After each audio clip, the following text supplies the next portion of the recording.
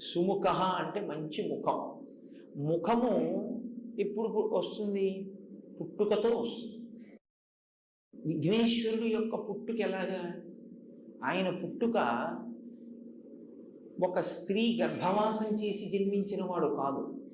అమ్మవారు ఆవిడ సుమంగళి, అందున నిత్య సుమంగళి, నిత్య యవ్వనంలో ఉండేటటువంటి తల్లి.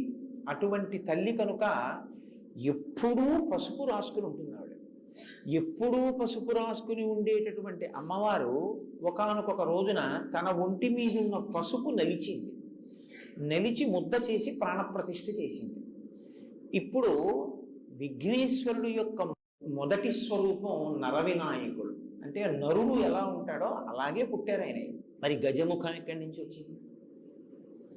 పరమశివుడు నరముఖాన్ని తొలగించాడు, గజముఖాన్ని పెట్టాడు. మనకి వినాయక వ్రత కల్పం కథలో ఏం